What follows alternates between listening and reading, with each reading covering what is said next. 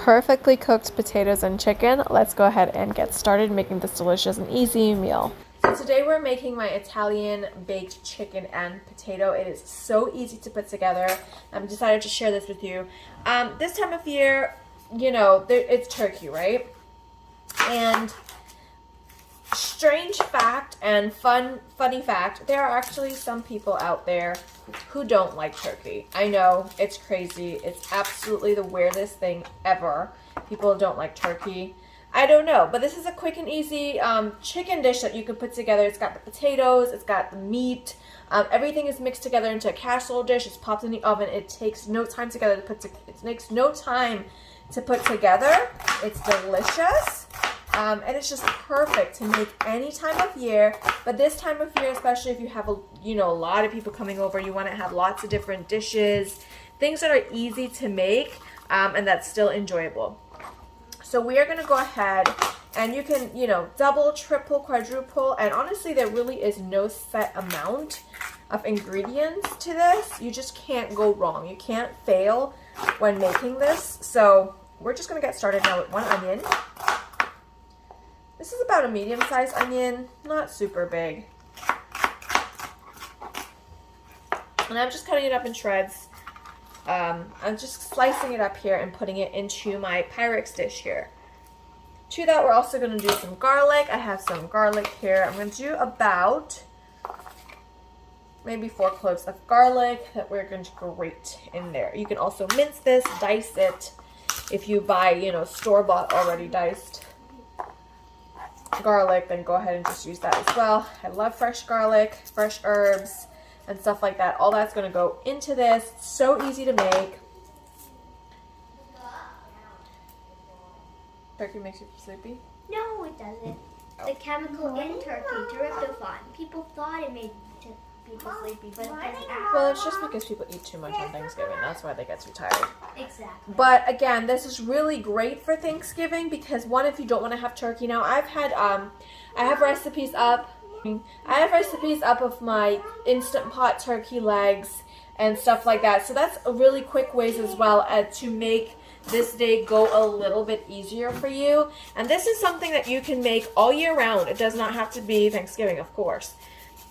But it is a must-have. It must-have in your recipe repertoire because there are days where you don't want to cook. There are days where you just need something really easy to put together.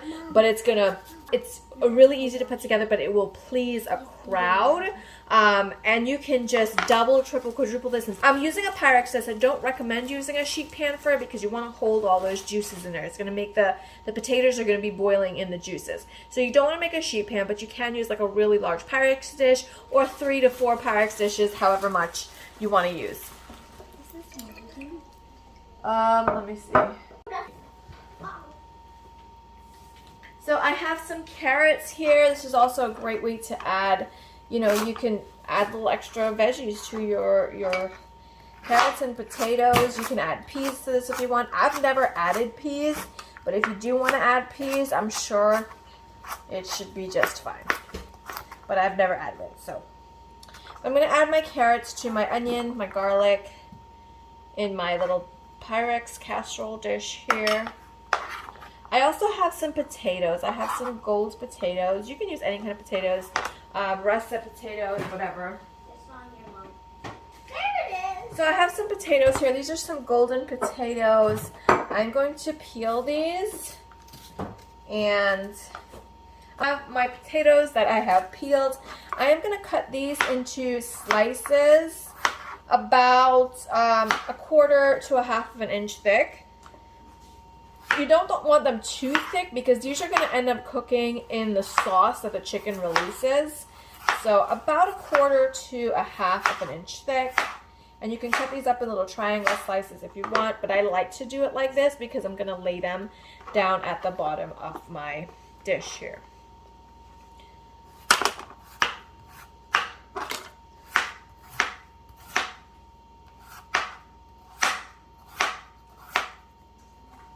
So I have here a small handful of cilantro.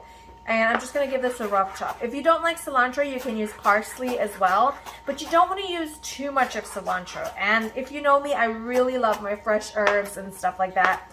You can also add a little sprig of rosemary to this if you want, if you have fresh rosemary. But you don't want to go heavy on the herbs because we're going to broil this at the end. And sometimes if it broils, the herbs get a little bit bitter.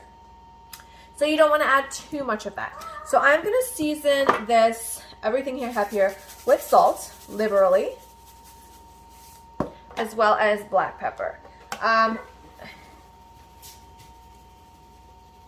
This is also going to be seasoning our chicken as well. So you want to make sure that you have a good amount of salt, a good amount of pepper. I'm going to add in about a couple teaspoons of olive oil. This is extra virgin olive oil.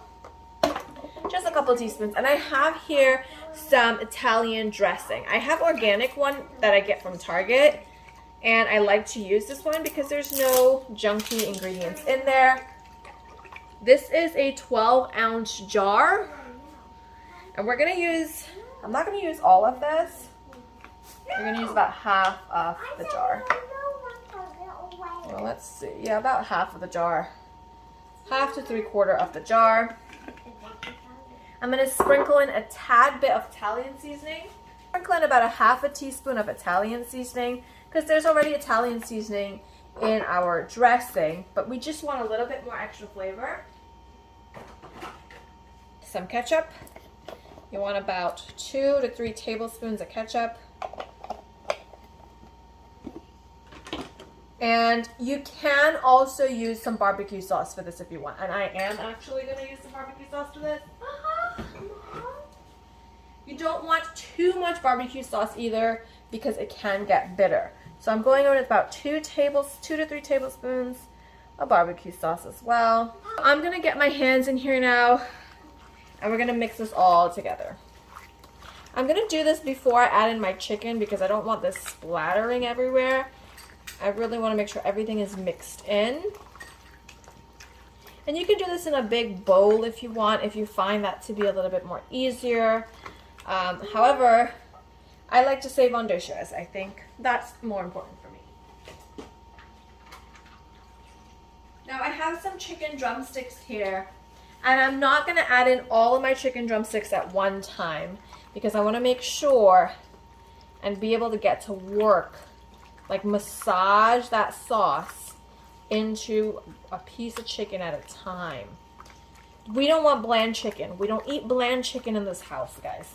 It's not just salt and pepper and we're done. No.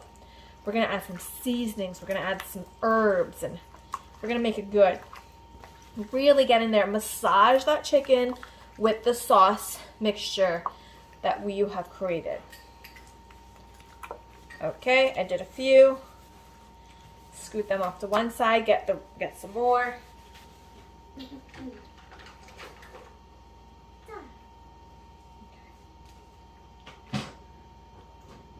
Gotcha, thank you. And that's also why I say if you feel it's going to be a little easier for you to do this in one big bowl, go ahead and do that. I'm just making a small batch today. This is just going to be for lunch. What we're going to have on the side for this is probably some green beans and corn, which is typically what I do. But this is it. This is the base and the bulk of the meal right here. You've got your potatoes, you've got your meat, you've got your starch, you got your protein, you got some veggies in there. Now what we're going to do after we've really gotten that chicken lathered with that sauce, also what I do like to do is take some of those onions and kind of just lay it on top. But we're going to do that towards the end here. I'm going to take my potatoes and do it in a layer. If they're kind of on top of each other, that's okay. And then we're going to place our chicken pieces on top of our potatoes.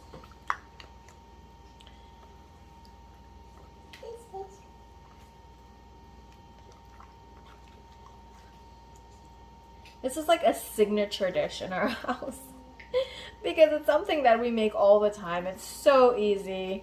I haven't made it, like, I used to make this way more often than I do now because there's just so much. I use my Instant Pot a lot more now, but before I had my Instant Pot, this was like my go-to easy meal. Now that I use my Instant Pot so much, I don't really make this as much, but it's still a really delicious meal. Really, really good.